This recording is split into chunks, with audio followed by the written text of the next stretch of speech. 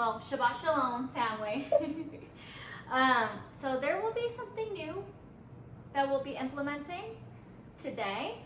And this is all part of being children in Yahweh, and especially the Feast of Shavuot.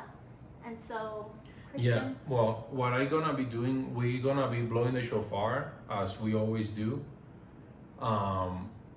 Next Shabbat, whoever wants to honor Yahweh by blowing the shofar at the house, it doesn't have to be one person, it can be the entire family. We're gonna be blowing it here too. So next Shabbat, everyone, when you guys are gathered together, just bring the shofar, whoever wants to actually honor Yahweh, and we can do it all together. Yeah, but for unmute too, like yeah. more than one person. So for today, I'm gonna be blowing it.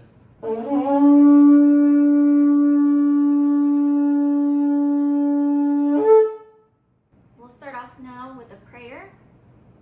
Yahweh, we thank you for today, Shabbat, as you reveal more revelation for all your children.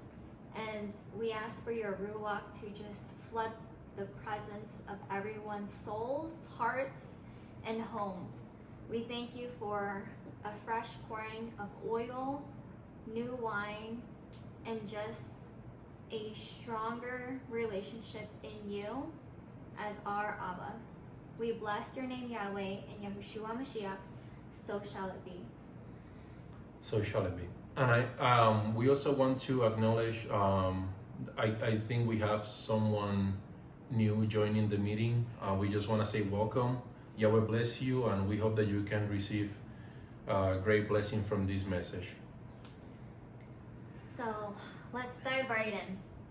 I encourage you all to turn your scriptures to the book of Mishlei, or in English, Proverbs, the book of Mishlei, Proverbs, chapter 3. I will give the live listeners a few minutes to head over to the book of Mishlei, chapter 3. If you also would rather just write down the passages mentioned throughout the teaching for independent study with Yahweh to later reference, that will be amazing also, as we should all be reading the word of Yahweh daily. Now, as you all know, Yahweh is the sovereign, righteous creator of all, and he established the order of all things.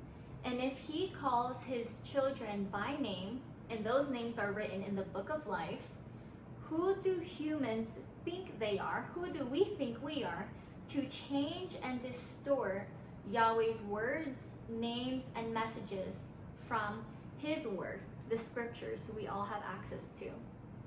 Something you can read in the scriptures is how Yahweh also instructs us to not mention or speak the names of the enemies, meaning demonic spirits and all false idols who are anti-Hamashiach spirits. Because when you speak and proclaim the names of other entities, you invoke those spirits, meaning you are calling on, inviting, and welcoming that spirit or spirits into your life. You become a witness to such demonic spirits.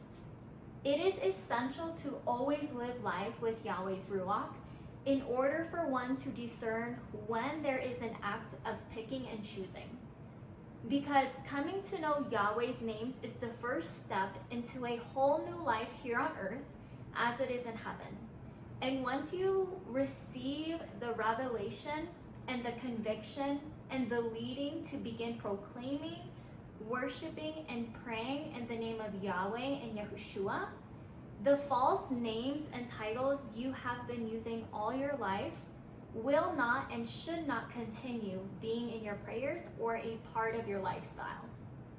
Your mouth was created to speak and declare praises of worship to Yahweh alone, no one else and no other spirit.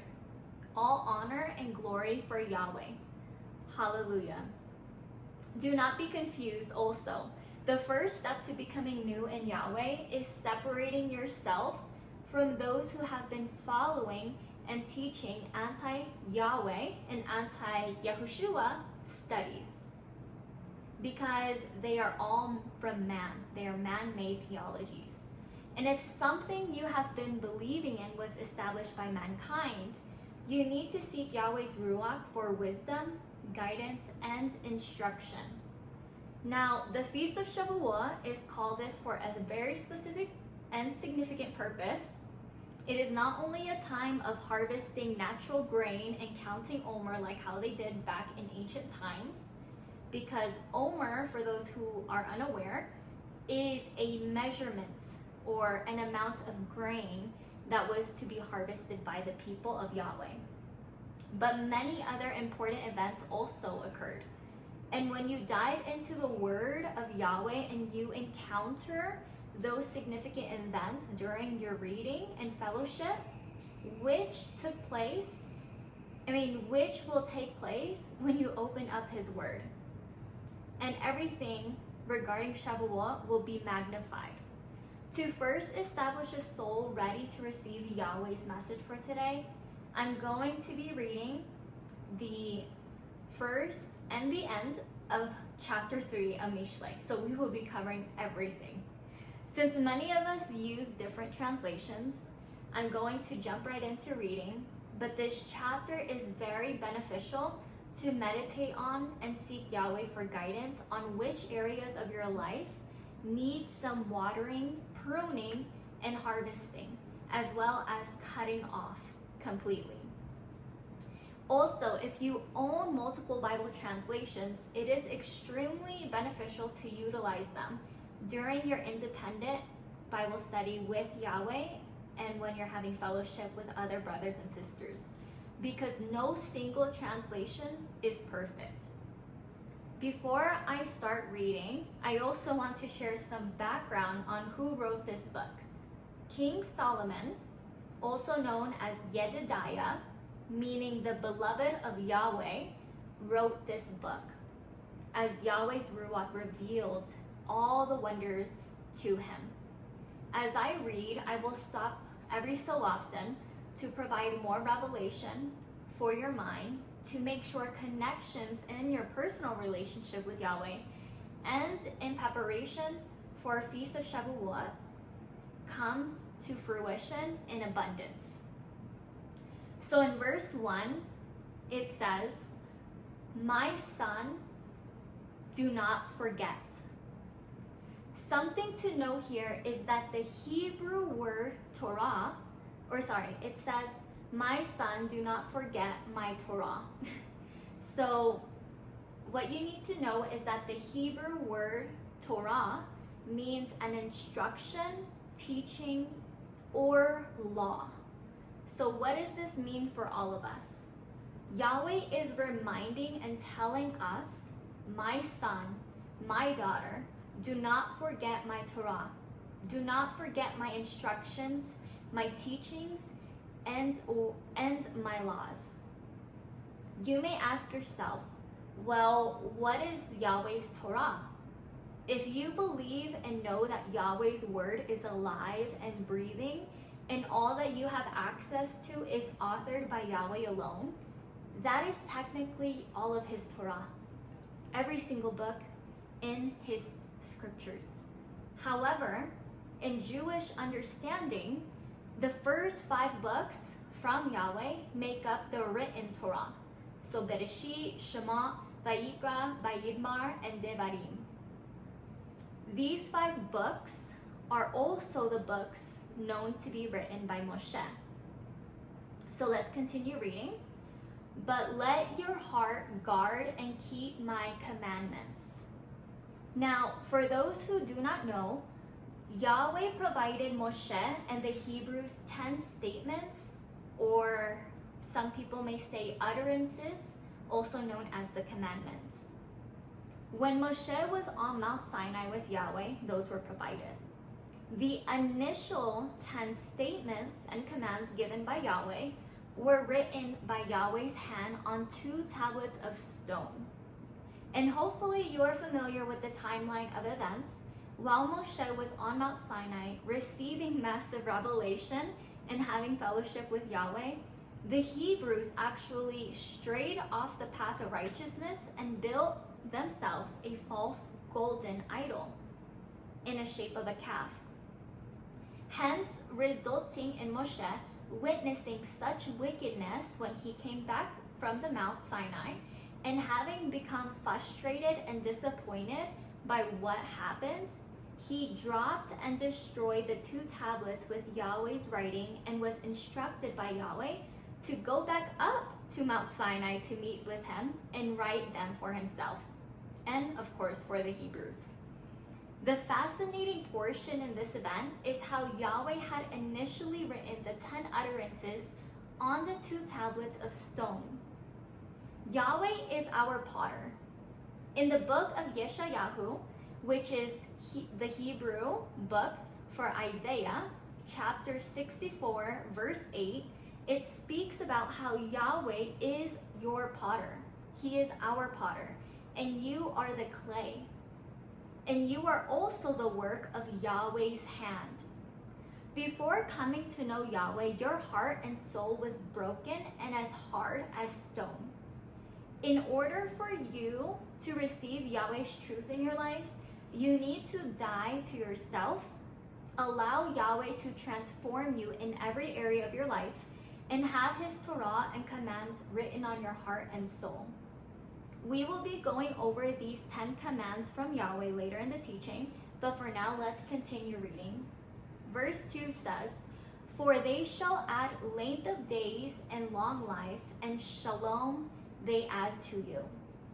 I want to highlight this verse. When one reads this simply in the natural, for length of days and long life and peace, shalom, they add to you, one can just think, if I remember Yahweh's Torah and have His commands written on my heart, then I will be blessed and have a very long life full of peace here on earth. But remember how we are to live our lives in Yahweh. It should be geared towards the spiritual more than the natural realm. Meaning, everything you consume and all of your actions has a consequence in both the natural and spiritual realm. Yahweh is the creator of all. Do you think this statement is simply to inform you of dying at a very old age here on earth? Of course not.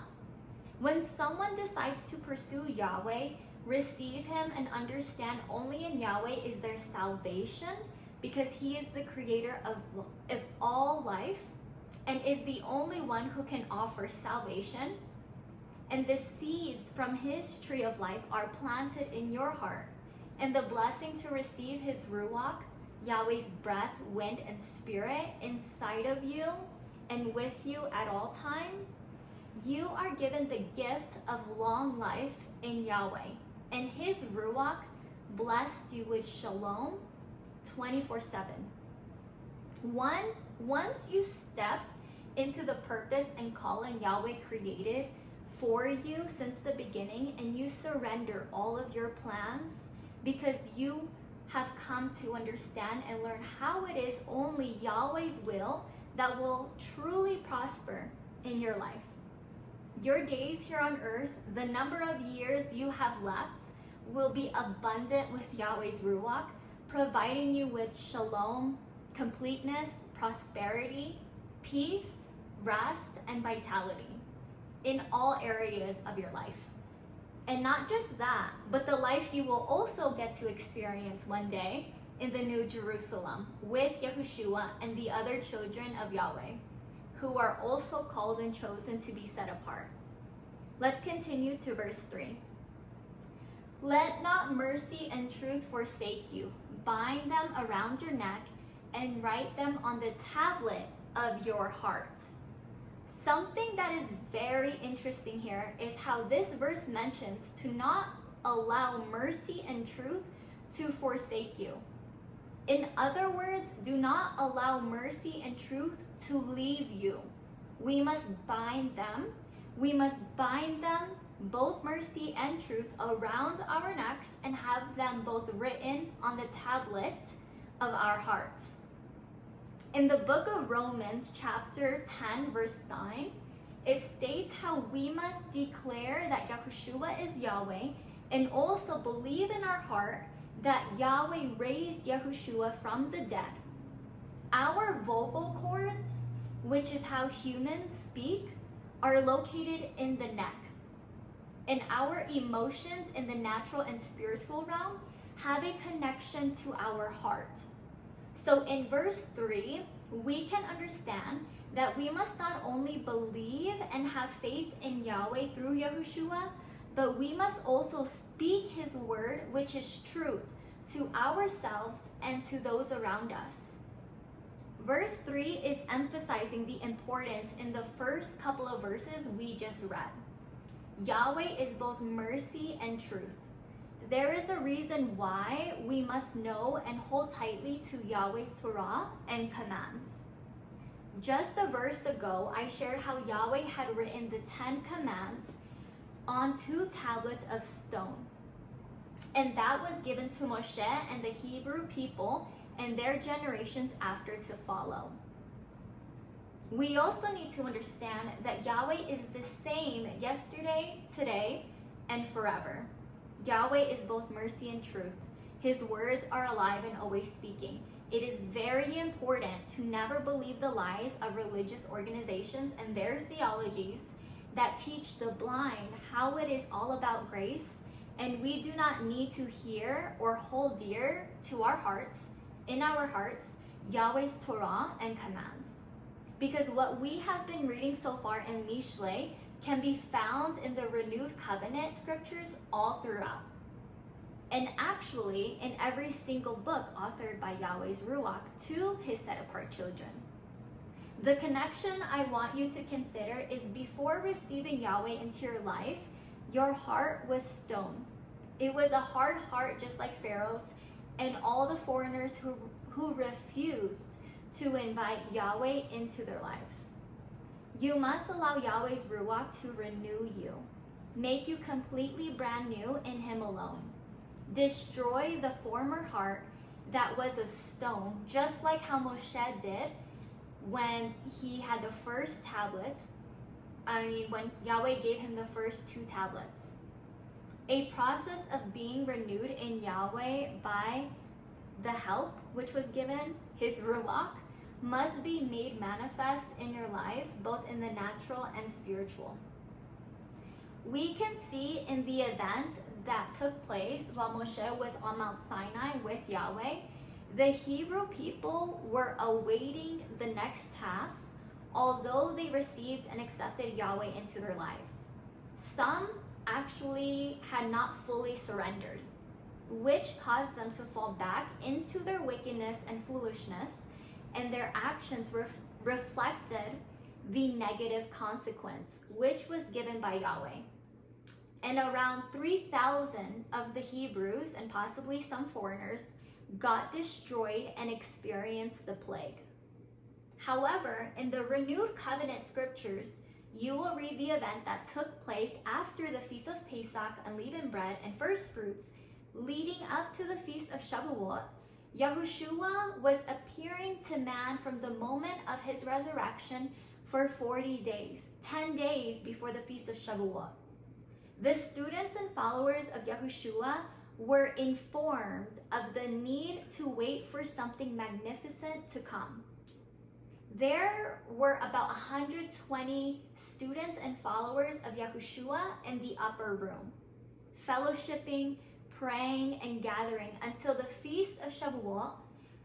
And on that day, they received the blessing to receive, experience, and be a witness to Yahweh's Ruach, pouring into the lives and those around them with the gift and the ability to speak in other languages, so that people from every nation and country that we know today are able to receive the fresh revelation of Yahweh and Yahushua.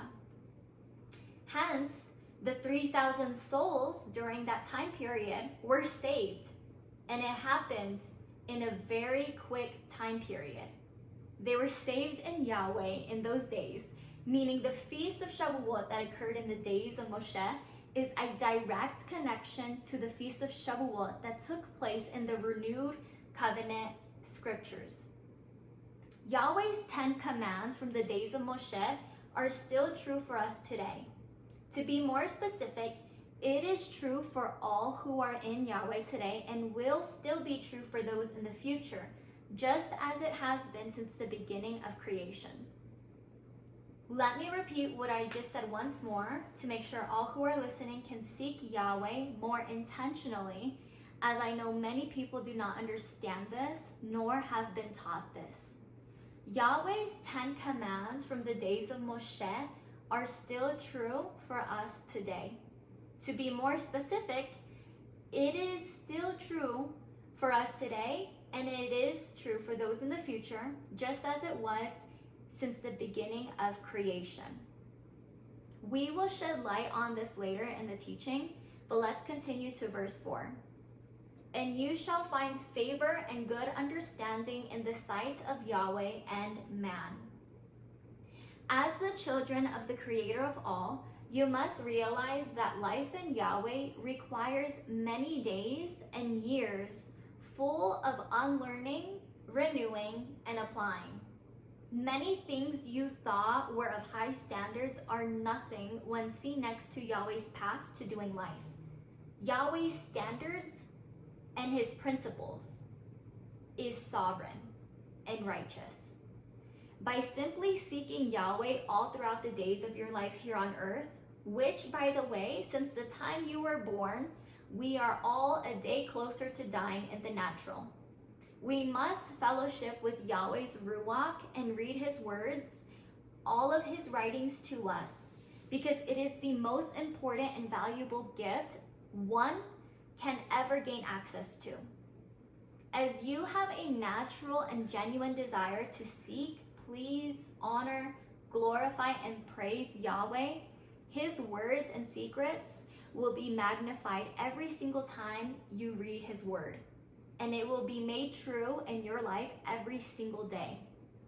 Remember, the goal is not to seek favor or be accepted among congregations, groups, and people here on earth. But when you encounter Yahweh's Ruach and have been made new from the inside and out, the people around you will sense a different spirit surrounding them, which is Yahweh's Ruach. Keep this in mind. What I'm about to say can be a hard pill for many to swallow, because acceptance among mankind is something humans naturally crave. Some people will not receive you at all or welcome you once you have been made new in Yahweh, and your life is full of Yahweh's Ruach. You become his child. Because the number of anti-Hamashiach spirits dwelling inside of the people we live amongst, their soul and body is not able to tolerate the power of Yahweh's Ruach in their presence. But remember that Yahweh is always watching. And to find or acquire favor and good understanding in the eyes of Yahweh is all that truly matters. And of course, Yahweh's children and mankind in general will also be a witness to this happening in and around your life. Think of miracles, breakthroughs, and blessings that are only able to be reasoned and explained by Yahweh's hand and Ruach alone. You will be able to experience this for yourself and those around you as you step into your calling and purpose created by Yahweh for your life and begin planting seeds of life in others. And this starts when you begin proclaiming the name of Yahweh in every activity you do and sharing your testimony in the word of Yahweh. I know for me personally, I have encountered people who were an absolute dread to be around because it was full of darkness and negativity. And it definitely wasn't from Yahweh. They were other people who I could spend time with, and it was full of life and light and righteousness. And although there is more to this, but this is just a general example, say when people around you experience the joy that's dwelling inside of you, and you are naturally cheerful and full of life and light, You won't need to continue life wearing a mask. You don't need to conceal who you really are, because you stepped into the purpose and calling you were created for. And that will be so amazing, and your life will be so beautiful here on earth when you acknowledge these truths in Yahweh and have them written on your heart. I mean, truly have them written on your heart. So much that you emit Yahweh's Ruach every single second throughout your days. You won't need to fake it, because it is real, and Yahweh is alive. Life in Yahweh really allows a person to become free, liberated, and confident. There will be zero desire to become a different person in a different crowd. In other words, when your identity, your position as Yahweh's child, and you learn and know who you are in Him, who Yahweh is to you, your identity, character, personality, and presence among mankind and yourself will be totally different. Because who Yahweh created you to be since the beginning will be revealed from the inside out. Simply authentic, genuine, real, meaningful, purposeful, impactful, and a massive force being used to bring out blessings and the message of Yahushua overall. Because Yahweh's Ruach is with you and is helping you in every single event. The box your family, friends, strangers, co-workers, peers, classmates, and whatever else society says is the new trend or norm is irrelevant, because unless they are of Yahweh and are planting a seed of new revelation for you to see, their lifestyle and opinions really do not matter. Learn how to ask help from Yahweh's Ruach and use the spiritual gifts that He has for us, like discernment. So with that, let's move on to verse 5. It says, trust in Yahweh with all your heart and lean not on your own understanding. This verse is very important, because we have to remember when this book of Mishle was written, which is said to be around 500 to 1,000 years before Yahushua arrived, Yahweh's children did not have access to His Ruach like how we do today. Yahweh's Ruach was gifted to the followers of Yahweh during the days of Yahushua. And this is what is absolutely mind-blowing. Our righteous family in Yahweh nearly 3,000 years ago were being told and reminded to trust in Yahweh with all their heart and to not lean, or in other words, do not trust or support your own understanding. This is very interesting. Because have you heard, or maybe you've said, follow your gut, trust your instincts, live your life however you want to. Your legacy is all that matters. These phrases is what the world likes to say and believe. If you desire to be made new in Yahweh as one of His children, you need to burn all of those mindsets and phrases from your heart and from your mouth. Because this verse is very clear. In order for you to trust in Yahweh with all of your heart, you cannot lean, trust, or support your own understanding. Meaning, if you still trust yourself more in what you've been taught by the world, by society, strangers, the education system, work, your friends and family, more than what the word of Yahweh says, it is very clear that you do not trust Him with all your heart. You need to start looking towards Yahweh and seeking Him. Start learning from Him, following Him in all of His ways, which can be witnessed throughout all scripture, and especially when Yahushua was here in the flesh. So begin and end your mornings, days, and nights with Yahweh. Start every activity with Yahweh. Most importantly, start trusting in Yahweh with all your heart. It is really that simple. Because you live in a time where Yahweh's Ruach is able to be accessed 24/7. His Ruach is one of the greatest blessings only His children have access to. Yahweh's Ruach is our helper. He is literally a few thoughts and words away. Ruach Yahweh, Abba Yahweh, Yahushua Yahweh, I need your help. Speak to me, show me, guide me, lead me, teach me, help me. And whatever you are needing help with, express that to him. He is waiting for you to communicate. When we say it is so simple and easy today, and easy to do, it is truly simple and easy. The moment when you believe and proclaim that Yahushua HaMashiach, meaning Yahushua, is the Messiah, and only through Yahweh is there found salvation, meaning Yahushua, because Yahushua literally means Yahweh is salvation, and you ask for Yahweh's Ruach, his breath, spirit, and wind to dwell inside of you, meaning your body becomes Yahweh's temple here on earth, you gain direct access to Yahweh, who is 100% trustworthy, true, full of light, and righteous wisdom. There is no need to be afraid of him. He created you and knows all things, and he is willing to offer his powerful support for you anytime throughout your day. You might be wondering though, especially if you're new to all of this, or maybe you have not put much effort into your relationship with Yahweh, how do I trust in him and not in myself? Well, let's continue reading on to verse 6. In all your ways acknowledge him, and he shall direct your paths. Isn't it interesting how not only do we have direct access to Yahweh through his Ruach, which he gave to us when we received Yahushua into our lives, but we also have the ability to know Yahweh in all of his ways, so that we can apply it in our lives here on earth. Plus, when we do that, Yahweh makes our path straight.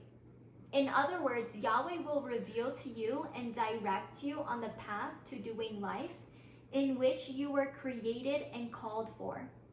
Hallelujah. Because Yahweh wants you to know that life here on earth does not have to be hard, a struggle, boring, difficult, rocky, or tiresome. The world will present to you many different types of spirits who will entice you, tempt you, and show you a lifestyle that is not what you are called or created for. Your purpose in life is revealed and discovered when you welcome Yahweh into your life and ask his Ruach to be with you. Yahweh will not lead you into destruction if you are willing to follow the path onto righteousness, but he will lead you also to the path which you are meant to walk on. So do not hesitate to obey and follow his Ruach. The more you are resistant, the more you will have doubts and questions for his will for your life. The more you will cause delay in walking in your calling. And if you continue delaying your calling and the purpose of your life to come to fruition, the delays may just take you through some hardships and lessons in life that you really won't enjoy. So in verse 7 it says, do not be wise in your own eyes. Fear Yahweh and turn away from evil. Are there any listeners who believe they know everything? Assuming everyone responded silently to themselves, no. Another question I have for you is, how many times have you been wrong about something? I am sure that nobody can answer that question with an accurate numerical value. Because since the time we were born into this world, we started making tons of mistakes. Now, think about this.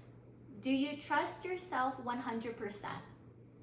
Do you believe that everything your mind thinks of is the absolute best and most successful way to do life? Something you need to know is that being wrong is not something to be ashamed or embarrassed about. The people around you have made many mistakes as well. Not a single person is perfect, with the exception of Yahushua being in the flesh. Even Yahushua's students and followers made mistakes, and Yahushua was there to help and correct them. Realizing that you and I are not perfect, and we are definitely not the wisest humans ever to have lived, will be a blessing when you acknowledge that truth. Having the heart of a student, the desire to learn, be corrected, and taught is something every child of Yahweh needs to have. Because until you step into this way of thinking and doing life, you won't reach the point in fearing Yahweh alone and turning away from all your foolishness. And not just that, but in verse 8, it says, bright as day, it is healing to your navel and moistening to your bones. Meaning every area in your life, both in the natural and spiritual realm, will experience healing, miracles, prosperity, nourishment, strength, true wisdom, which is only from Yahweh, and a righteous lifestyle. Just so you are aware, the fear of Yahweh is not the type of fear you experience when you say, before in the past watching horror films, or you are being forced to do something you are completely afraid of and or against. The demonic spirits fear Yahweh in the way that they tremble and flee from his presence. Unless your body has yet to experience being renewed and a dwelling place for Ruach Yahweh, you should not have the type of fear or perspective towards Yahweh that is like this of the world. The fear Yahweh's children should have is a fear that is full of respect and adoration towards Yahweh, because his sovereign righteousness and power and wisdom is something you just admire and want to pursue because you love Yahweh. To put this in a natural perspective, think of any of your parents, grandparents, great-grandparents, or any other person. Maybe you grew up all your life without your immediate family members, but there were people around you who were older and helped you become the person you are today. In this natural aspect, these people expected you to become a person with integrity, wisdom, and success. Oftentimes, these relationships help us understand the fear we should have in Yahweh. Now, I'm not putting these earthly relationships on the same level as what the children of Yahweh should have. This is just a natural connection to help any listeners understand what the fear in Yahweh should be like. So normally, these relationships with your elders in your family produces an anticipation out of you. Because when you would speak with them, or that particular elder is in the same room as you, you acted differently. Maybe you showed yourself as someone who is worthy of their respect and their time. They trust you and you trust them. Another symptom of this type of relationship resulted in you being concerned about what that particular person will think about what you said, did, or presented to them. You were cautious and careful of everything you said to them and did around them, and even how you would dress around them.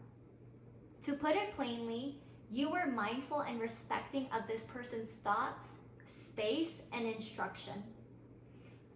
This is a fear in the natural realm that is righteous, in the manner that you are not hiding behind closed doors because you fear them literally.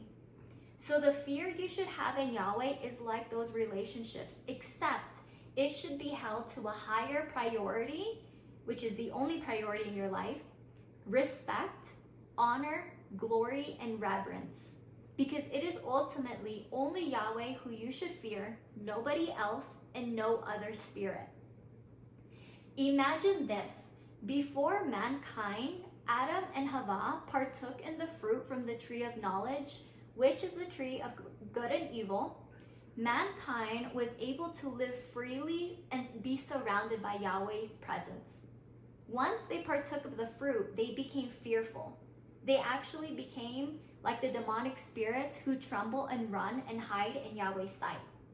Mankind covered themselves because they were ashamed and concerned. When you consume Yahweh's fruits from his tree of life, you should naturally be transformed every single second and every single day into the soul you were created to be before the fall. There is no reason to continue hiding and having the fear of evil in you, but the fear of Yahweh should be the only type of fear that rules over you. And understand that when you have the fear of Yahweh in you, all things in your life will be blessed and covered by his protection. You won't need to endure the same things the people from this world have to go through. Reflect on how your life is every single day and pray to Yahweh to help guide you in what you must do so that you can become set apart in every area. Once you receive his wisdom, you will be a witness to those around you and to yourself, because the experiences that you received from Yahweh will be applied in every single activity. You are following his direct instructions. With that being said, let's finish reading the remaining in verse 9.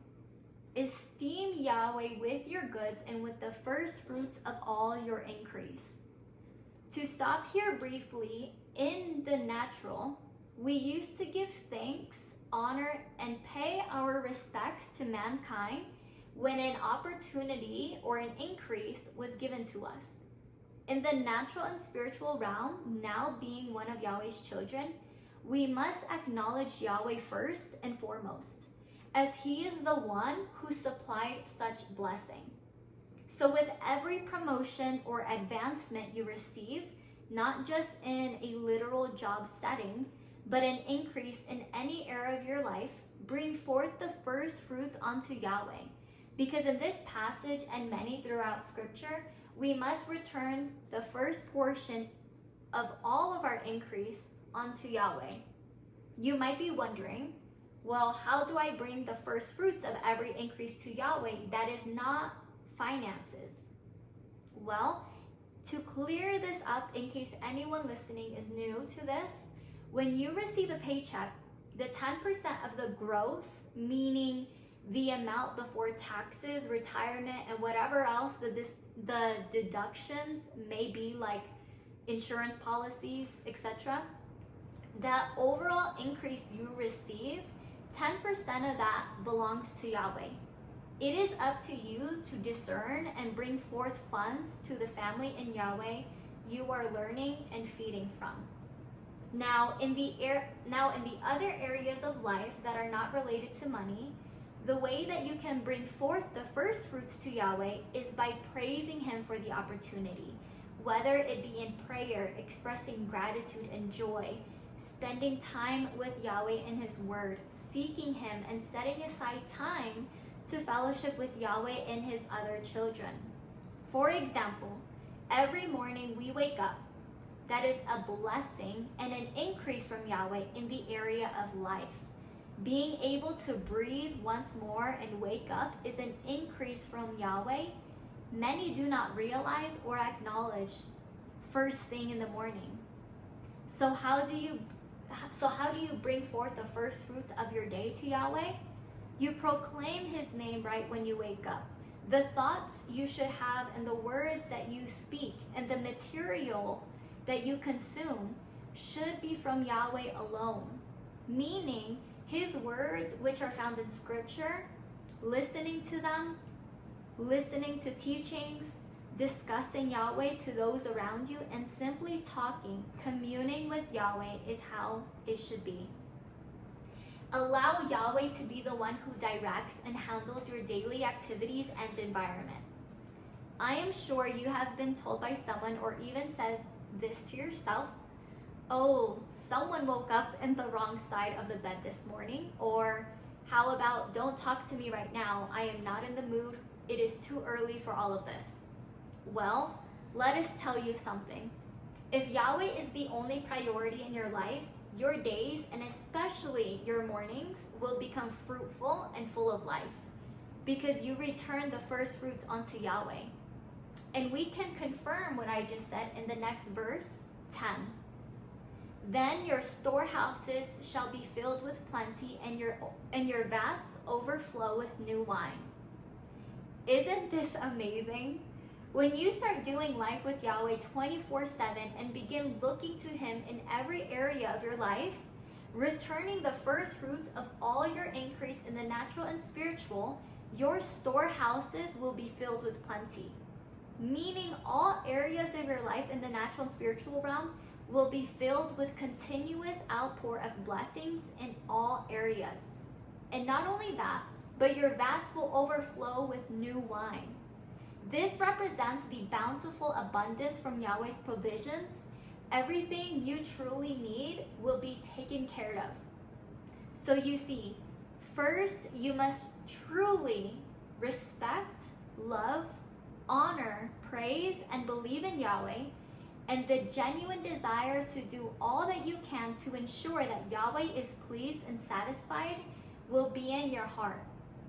Meaning, all blessings and increases that are placed into your life will result in you arranging immediate return, the first fruits, and then Yahweh, knowing that your heart is pure and filled with joy in Him, Yahweh will continue arranging open doors for your life to help you continue walking on the path He arranged for you, which is full of His righteousness. When reading the scriptures, you must seek the secrets only wisdom from Yahweh's Ruach can provide you. Because many can simply read through each passage in scripture without a single revelation revealed to them. When in reality, every child of Yahweh should be seeking Yahweh for more revelations, truths, secrets, principles, understanding, knowledge, and wisdom from what you are reading or listening to. When we listen and hear Yahweh's word, the teachings will be magnified. A layer will be removed and revealed to you. And this can only be done if you have Ruach Yahweh with and in you. Let's continue to verse 11. My son, do not despise the discipline of Yahweh, and do not loathe His reproof. For whom Yahweh loves, He reproves, as a father, the son whom He delights in. If we break down each verse, which we have been doing today so far, we can see there is a process. From the moment we affirm Yahweh's truth and word into our hearts, our soul must go through a phase in which it becomes renewed in Yahweh, meaning you begin seeking and learning from Him. When you seek and learn from Yahweh, your lifestyle should be changed completely day by day. Every single area of your former identity should be made new from the inside out. Not only will Yahweh be a witness to this transformation, but those around you will also be a witness to you becoming a new person and making the decisions to follow Yahweh.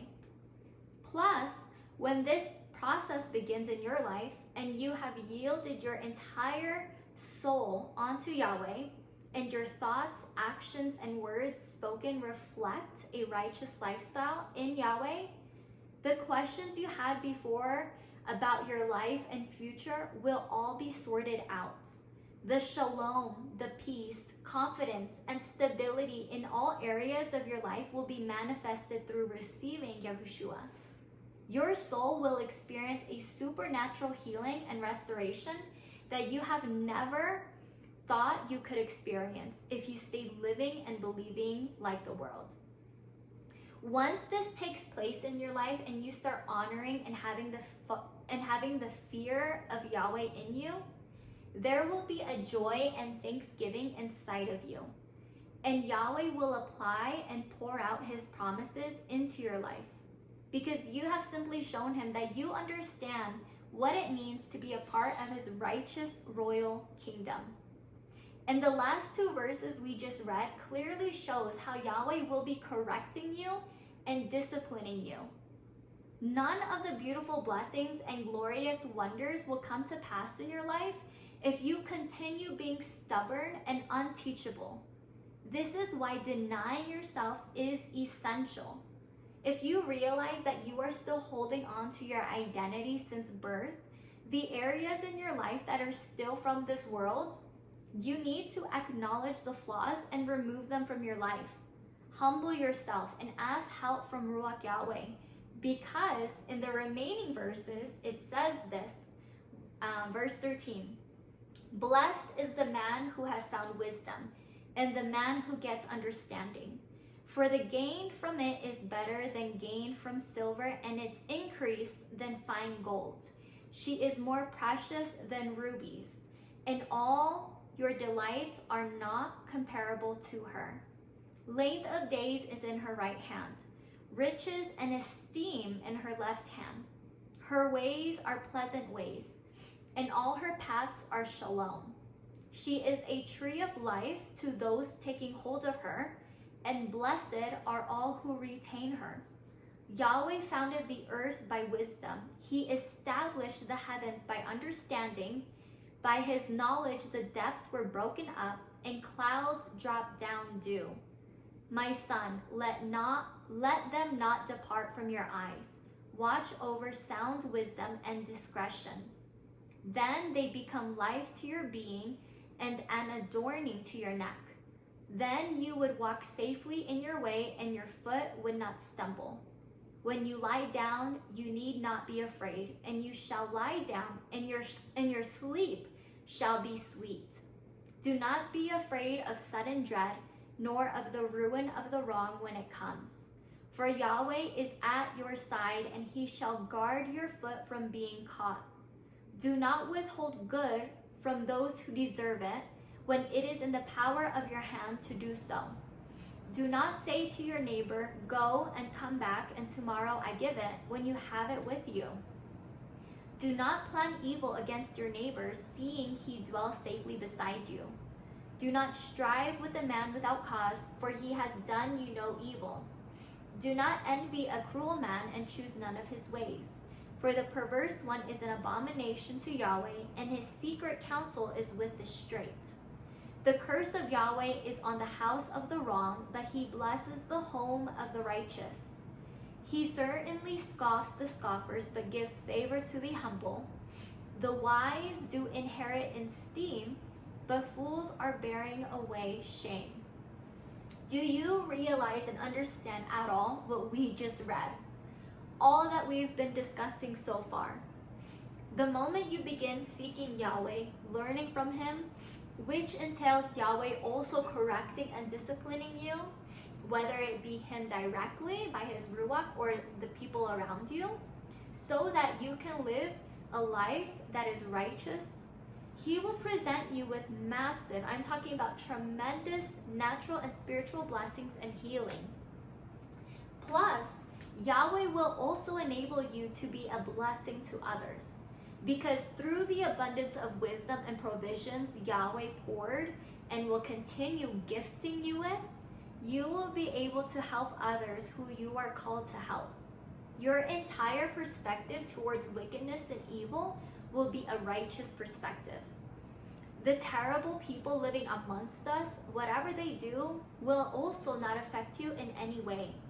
Actually, you became such a transformed individual in Yahweh that you started planting seeds of life in those around you, and your sole focus went from being in the natural realm to solely the spiritual, meaning the accomplishments and the material possessions many people in this world value and hold close to their hearts will be dust and dirt to you. Something to know is that Yahweh blesses his children richly in the natural and spiritual. So your identity and earthly possessions will not possess you. Because it is all Yahweh and for Yahweh's glory that you are able to do what you are doing, and everything you have a responsibility over to steward is also Yahweh's, not your own. If you want to experience life in true abundance, you need to understand that Yahweh is the sovereign king. So what is considered of value to the world is not what matters when you live your life in Yahweh. With that being said, Yahweh's Torah and commands are also seamlessly spoken in the book of YHWH chapter 3. And of course, it's found all throughout scripture. So please do not be fooled into thinking that Yahweh's Torah and commands are not for today. That is a statement full of deception, lies, and distortion. We expanded on the first portion of Mishlei chapter 3 to help your soul be ready to receive Yahweh's Torah and commands on your heart. To say this as simply as possible, the first portion shares about how you express and show your love to Yahweh with all your heart and with all your soul. And the second portion speaks on how to love your neighbor as yourself. Does what I said sound familiar at all? If you did not catch those themes, read this chapter later with Yahweh and your brothers and sisters in Yahweh. And you can also include during this fellowship the book of Mattityahu, chapter 22, as well as an additional meal during your time of fellowship. Just in case anyone listening live wants to write down the passage, I advise reading the book of Mishlei, chapter 3, and the book of Matthew, chapter 22, because it is full of fresh revelation that is still alive, active, and true for us today. Now, I mentioned that we will go over the 10 utterances from Yahweh earlier. So, if you are following along, let's turn to the book of Shemot, or Exodus, chapter 20, verses 1 to 17. The book of Shemot, chapter 20, we will be reading verses 1 to 17. So it says, And Yahweh spoke all these words, saying, I am Yahweh your Elohim, who has brought you out of the land of Egypt, from the house of bondage. You shall not have any other Elohim before my face. So let's stop here really quickly, because this is the first command from Yahweh. If what you are saying is true to your soul, that Yahweh is who you receive salvation in through Yahushua, and he is the only one you serve, the faith that you proclaim and believe in is a reality for you every single day, because it shows to yourself and to those around you that you no longer live a life being held as a prisoner in the natural and spiritual realm, because Yahweh, being your sovereign king now, will have taken you from being a slave, from being in bondage, and will have now delivered you to the land flowing with milk and honey. Milk and honey is significant because milk signifies nourishment, while honey represents strength. And so you have to keep in mind that your character, your entire soul, should be equipped and continue growing and maturing. And all the treasures that this world can offer, they will become nothing to you, meaningless, because serving, pleasing, honoring, and doing Yahweh's will is all that you care about and focus on. So what is the first command from Yahweh? That Yahweh is the only Elohim in all creation, and Yahweh is who you should have faith in only. In Bereshit, the book of Genesis, we can see plainly and know that Yahweh was there before all creation was created. Yahweh's commands are in direct connection to his miraculous works, the principles that he laid out for each and every one of us to follow, from Adam and Hava to the end of times here on earth.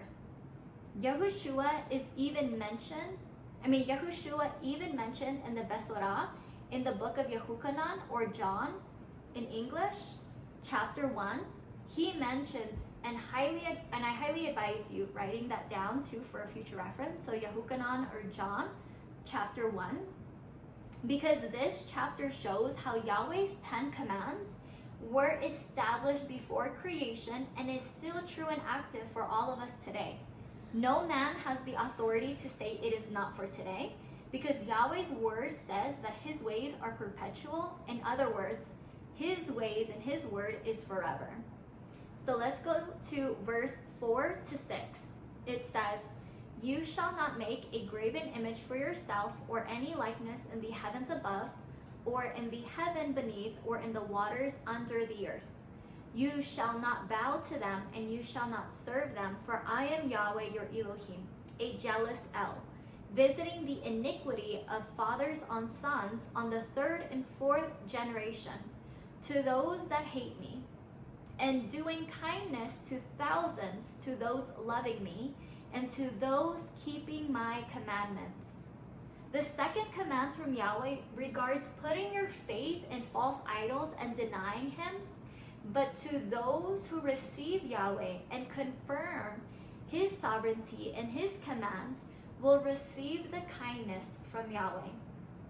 It is very interesting how Yahweh not only mentions how having faith in false idols is not allowed, but you yourself should not make one for yourself.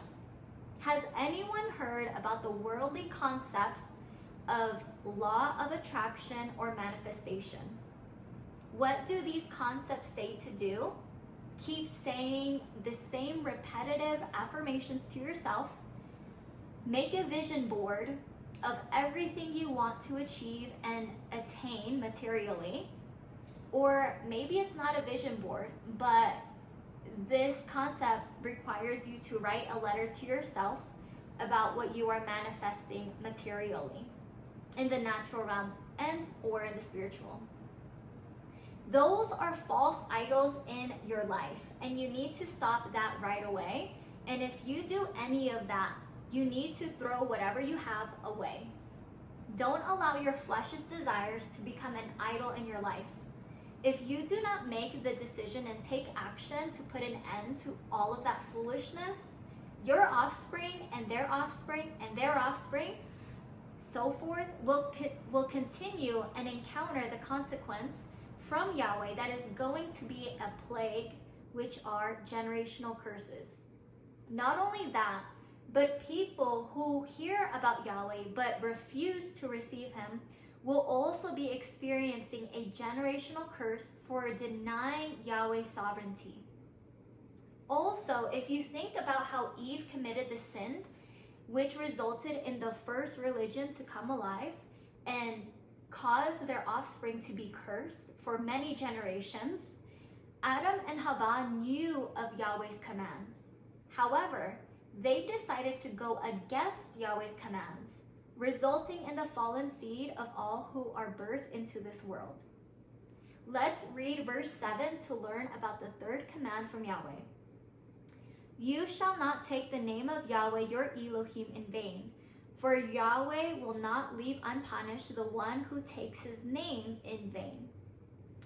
Something you should know is that the English word for vain in the Hebrew is shav. I might be saying it wrong, but shav means to alter, change, falsify, distort the truth, ruin, destroy, make something become empty or have no value, turning something into nothing because it has become absolutely worthless. I am sharing this with you because the word shav means in Hebrew, when you understand what vain means, and in the original language, it should build up a righteous anger inside of you. Because before we were in Christianity, and so I'm going to make a connection in the Christian perspective. So the number of English Bible translations found in this one Bible platform contains 56 English Bible translations. And only 4 of these translations actually contain Yahweh's name. And none of the 4 translations that contain Yahweh's name and reveals his name is considered the preferred translation here in the USA. Did you know that all throughout, let me see here. The Hebrew word for vain is shav, like Shavuot, but shav. There you go. So I want to ask you if anyone here knows that all throughout every single religion found in the world since the beginning of time, there are millions, I'm talking like hundreds of millions of false idols who are known to mankind as Lord or God. In case you have never been informed of this, because demonic spirits established and created the first religion, and their names are also referred to as Lord or God, and then their names, or Lord and God, actually is tied to actual demonic spirits, which we mentioned in past Shabbats. To think that most Bible translations worldwide have replaced and taken Yahweh's sovereign, righteous, set-apart name in vain with a common title which is associated with millions of false idols, the question you need to ask very seriously is, why would Yahweh, the creator of all, associate and reveal his name to his set-apart children as one used for hundreds of millions of false idols? Yahweh would never do such a thing. Yahweh has made it very clear all throughout his words that his name is Yahweh. And when he came and dwelt among men, his name was revealed because Yahweh needed people to understand that only in the name of Yahweh can there be found salvation. And only in Yahweh's name will a soul receive salvation. Yahushua. If you are new to these revelations, pray and ask Yahweh's Ruach for help in this area, because a massive renewing needs to be done. Because Yahweh's name is not Lord or God. And most importantly, something many people who attend religious churches and organizations need to know is that their leaders, the individuals who have invested millions into funding the church building and who are in positions to dictate the theology being taught to the people, know Yahweh and Yahushua's name. They know that the creator of all, his name, they know that it's not Lord God or Jesus Christ. They know that these are all false names and titles. And if you were to discuss this topic with them, they will either turn their ears or question your so-called theology. And that is because they serve, worship, and believe in and have faith in a anti-Yahweh and Yahushua spirit. They serve false idols, demonic spirits who are possessing and influencing them. Do not allow the blind to teach you, because you will only become or stay blind. Now, with that being said, let's connect the third commandment to the days of creation and the time of Yahushua. All throughout the scriptures from Yahweh, his name is written in the word over 6,500 times. 6,500 times over 6,500 times Yahweh's name is revealed, meaning Adam and Hava knew of Yahweh's name. Their offspring did too. And there was a time when Yahweh did not reveal his name at all, which was during the generations of complete destruction and wickedness. However, Yahweh revealed his name to all after such perverse generations who are his set-apart children, which is why Yahushua repeats this truth in the book of Yehuchanan, or the book of John, chapter 5. But let's move on to the fourth command from Yahweh, which is found in verses 8 to 11. Remember the Sabbath day, to keep it set apart. 6 days you shall labor and do all your work, and the seventh day is a Sabbath to Yahweh your Elohim. You shall not do any work, you and your son, your daughter, your male slave, your slave girl, and your livestock, and your stranger who is in your gates. For in 6 days Yahweh made the heavens and the earth, the sea, all which is in them, and he rested on the seventh day.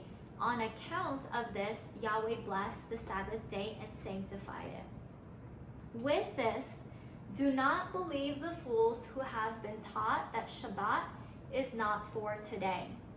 All of Yahweh's feast days, meaning all his set-apart days, were established in him before all creation were ever informed of them. The heavenly realms honor Yahweh's set-apart days. Before mankind were informed of Yahweh's feast days, the heavenly realms respected them, and when mankind was created, they too had the instruction to obey and follow Yahweh's feast days, such as Yahweh's Shabbat And when the 10 commands from Yahweh were given, the people continued honoring Yahweh's feast days. In the days leading to and during the time period of Yahushua being with his students and followers, they too honored Yahweh's feast days. And not only that, but after Yahushua was risen, his followers understood that they were still to continue honoring the set-apart days of Yahweh. Meaning, you and I are still to continue Yahweh's commands and feast days today. Why did I just emphasize all of this?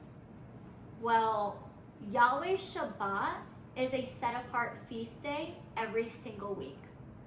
Friday sunset to Saturday sunset.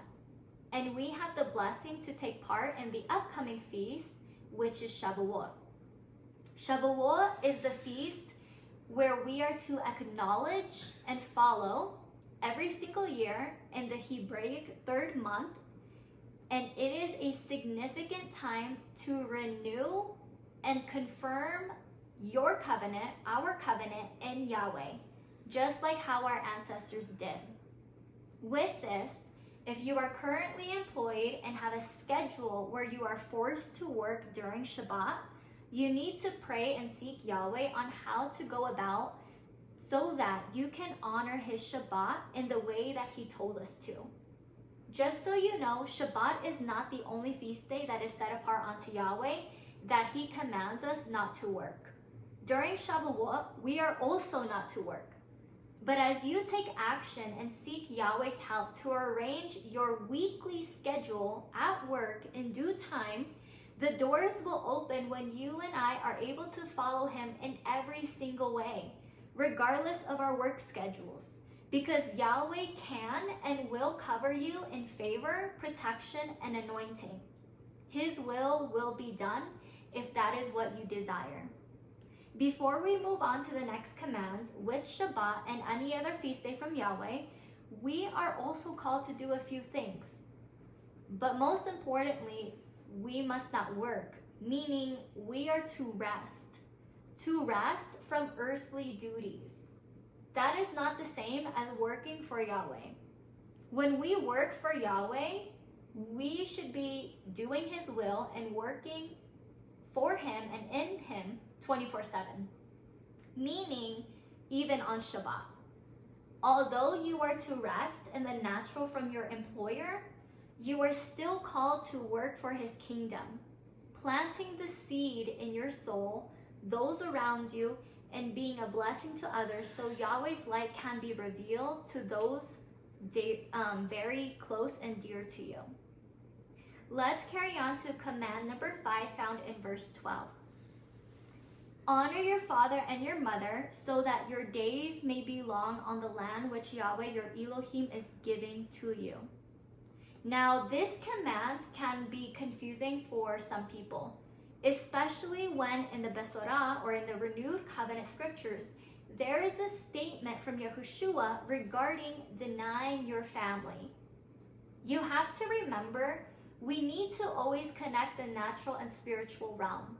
Yahweh is our sovereign king and Abba. Yahweh provides us with earthly parents, family members, and other friendships to help us grow in our relationship with him.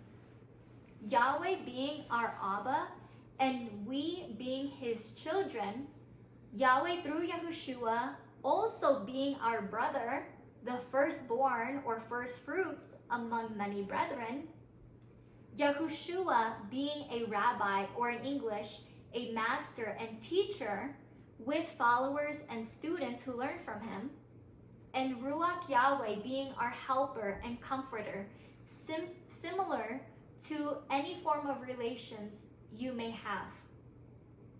How can you understand and apply what you need to in your relationship with Yahweh if you do not know how to understand and apply the things from your earthly parents and all other relationships you have in this world?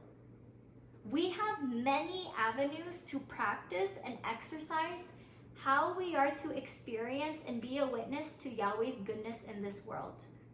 The Hebrew word for honor is kabed, and it means to present yourselves to a person with a heavy or great respect and seriousness. To think that there are so many fake people and fake relationships within families, households, workspaces, schools, community, and society in general can lead others to a miserable lifestyle and community. However, when you treat those around you with the heavy respect and seriousness it is meant to have, that will reflect in your relationship with Yahweh, and the blessing of a fruitful life here on earth as it is in heaven will be given to you. Before we move on to the last 5 commands of Yahweh, you need to realize something. The first 5 commands from Yahweh summarize how we are to love Yahweh with all our heart, with all our soul, and with all our strength. Yahushua mentions this in the book of Matthew, chapter 22, the book of Matthew, chapter 22, and the book of Mark, chapter 12. So the book of Mark, chapter 12. Yahushua emphasizes the 10 commands. You need to realize that Yahushua came and spoke truth. He is the Word. He is Yahweh, and His Ruach is Yahweh.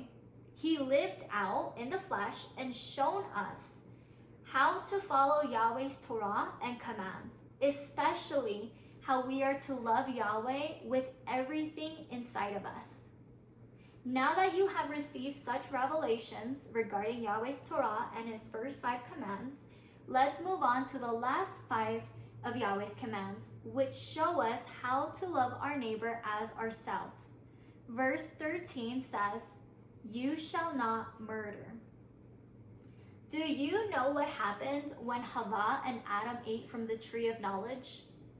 They died spiritually. Now, what happened to mankind's first offspring? Adam and Havah, their first 2 children, Cain and Abel. Do you know what wickedness happened between Cain and Abel?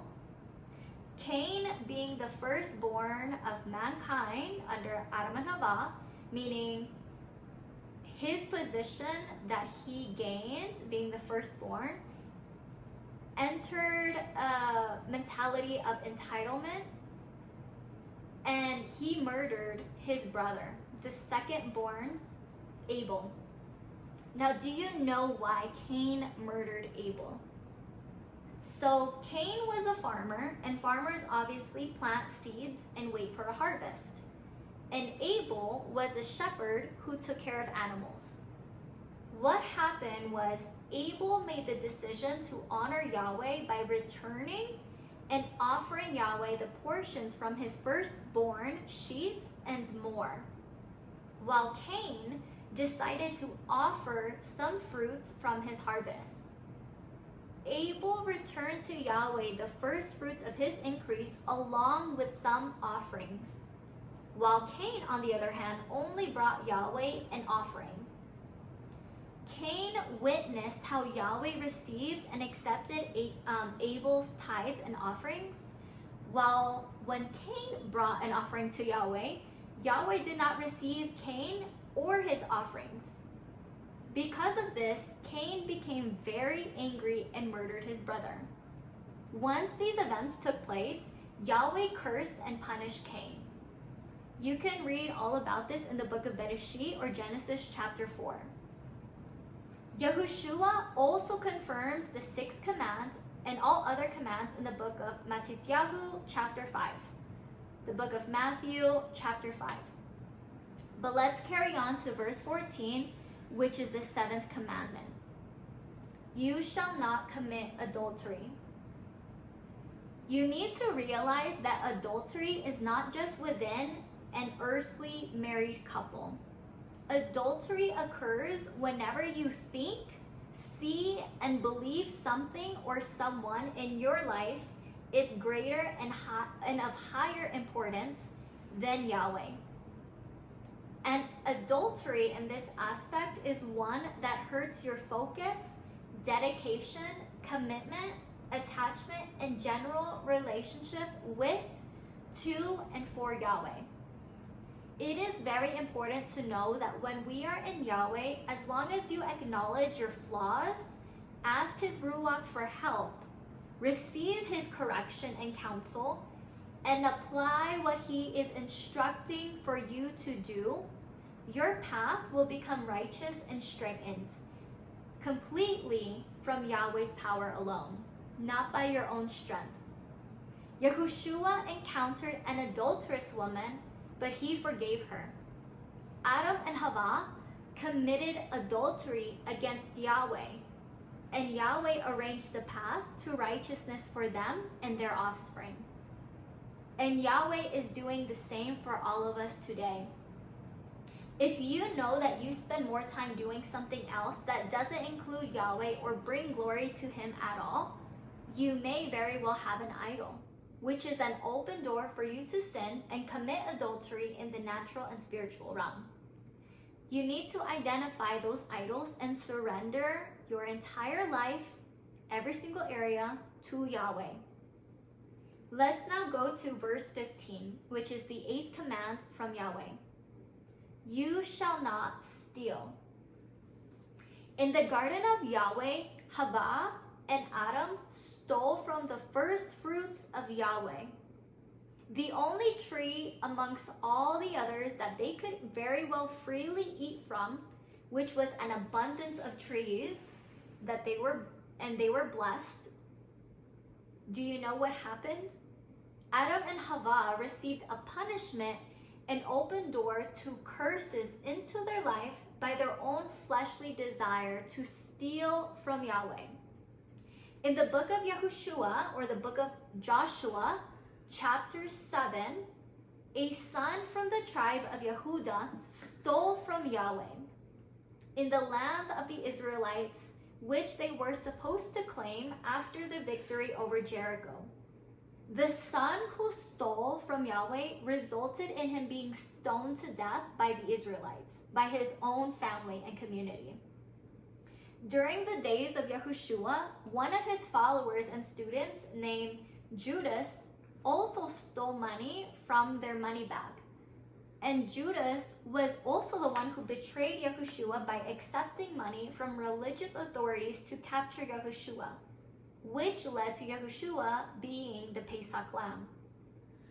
These actions of theft and betrayal resulted in Judas taking his own life. Anytime you decide to steal from Yahweh willingly, you need to be aware that there are severe consequences. However, when you follow Yahweh and do not steal from Him or anyone around you, there will be blessings for you to receive. So do not allow idols and wicked spirits to lead you into sinning and stealing from anyone, and especially from Yahweh. What you think is important and a purchase you need right at this moment can wait. Don't allow the things from this world to tempt you and cause you to fall. Let's move on to the 9th command from Yahweh, which is in verse 16. It says, "You shall not testify a witness of falsehood against your neighbor." I want to know, and just respond silently to yourself, who here has told a lie? I am sure that everyone listening has said a lie. Lying is what occurred in the garden of Yahweh. The serpent lied to Hava, twisting Yahweh's words and telling a lie to her, causing Hava to stumble and fall into wickedness and foolishness. Even during the days of Yahushua, many people lied about him and about each other. Yahushua showed us to either 1, confront, point out, and expose someone in their lies, or 2, as Yahushua did, there were moments where he simply stayed silent and did not speak. No matter how small or big of a lie, it is still a lie. Meaning, white lies, which are very common among society because people who have the fear of man in them will lie and say anything to please the person or people around them. Even adults and parents and young children find that when their children lies, It is cute, funny, entertaining, and acceptable. Until, of course, that child becomes an adult and continues to lie to their faces, then it becomes a problem. When you lie to the people around you, when you lie for someone because they are asking you to lie, when you lie to please a person or the people surrounding you at that moment, you are opening more and more doors for the enemy to break you and your relationship in Yahweh. When someone in Yahweh continues lying, there will be a day and a moment when you will lie to Yahweh. And you will lie to the people around you about your relationship in Yahweh. You will be like Yahushua's student and follower named Peter, who denied being associated with Yahushua 3 times. This is not to condemn you or say one person is greater than the other. No, not at all. All of these events that are written and recorded are there to help us with overcoming and putting an end to all foolishness and curses we have brought upon ourselves and those that we also inherited from our ancestors, the generational curses. With that being said, verse 19 is the 10th command from Yahweh. Verse 17. You shall not covet your neighbor's house. You shall not covet your neighbor's wife, or his male slave, or his slave girl, or his ox, or his donkey, or anything which belongs to your neighbor. With that being said, you need to stop desiring all that you see the world around you having. What the majority of the people living here on earth have, it is not from Yahweh, and it is absolutely meaningless, pointless, and worthless. Of course, Yahweh will provide blessings in your life, but all the glamour that you think is highly valuable and what divine success in this world, do not fall for that. Because when you learn to love your neighbor as yourself, you won't care for worldly possessions, accomplishments, and experiences.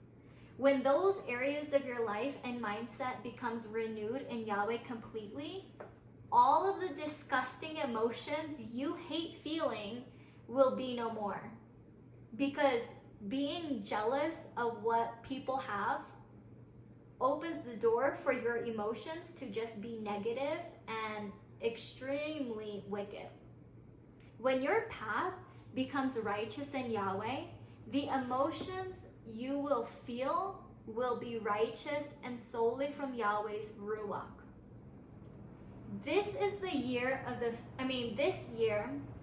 the Feast of Shavuot falls on the day June 11th sunset to June 13th sunset. And the Feast of Shavuot represents the covenant you and I have in Yahweh, confirming our relationship and identity in Him, our soul being made new and renewed, fully replenished with His Ruach.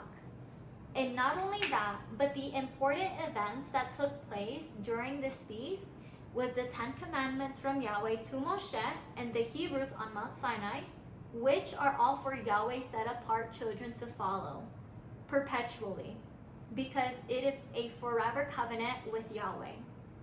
Another event that took place is when Yahweh confirmed the covenant with Noah and Noah's family after the flood, which lasted, by the way, for 40 days and 40 nights. And it's interesting to also connect that Yahushua was with the followers of Yahweh after his resurrection for 40 days leading up to Shavuot. And Yahweh also confirmed his covenant with Abraham during the Feast of Shavuot as well. We need to take action. We need to be intentional and aware of what we are doing every single day. We have 4 more days before the Feast of Shavuot begins. And I know this teaching was long, but we want to encourage you to re-listen to this, reread the scriptures that we went over, or the ones that were told from last week, and fellowship with Yahweh and His children, your brothers and sisters in Yahweh. Go through the word of Yahweh, seek His truth together, gain wisdom, knowledge, understanding, and revelations to help you walk, continue walking, and start walking with your heavenly sovereign King and Abba Yahweh. If you have not been or are not anticipating anything, and you are not working on what Yahweh has been showing you to do or work on, you need to open up your heart, eyes, ears, mouth, and mind onto Yahweh. Ask His Ruach to help you, because you cannot afford to continue to stay stagnant and continue delaying your purpose and calling here on earth. Pray about what it is you need to bring to Yahweh, because the Feast of Shavuot is a time when an offering to Yahweh is to take place, showing the renewal of your entire soul and lifestyle and confirming the covenant you have established in Yahweh. And that will be when you will receive the gifts from Ruach Yahweh, which will enable you to speak in other languages, to share the word of Yahweh and Yahushua to those around you and to people all around the world. Let's now close in prayer, and we will be doing something today where anyone can unmute themselves. If it's more than one person or just one person, you will be encouraged to do the closing prayer. So I would encourage anyone who has the courage and the leading to close the Shabbat prayer. Dear Heavenly Father, Yahweh, we thank you for your revelation and knowledge that we've received today. Yahweh, help us continue to focus on this, on your word, on your scriptures, on this revelation up until your feast day, Shavuot. Help us focus this weekend through the beginning of next week. We thank you for the family together. We thank you for even visitors and people that may come through the assembly. We pray that we're able to share your name and not say it in vain, and show to others what your truth is. We love you, Yahweh. We thank you and are so grateful for everything that you've done for us. And we pray this in the name of Yahushua HaMashiach. So shall it be. So shall it be.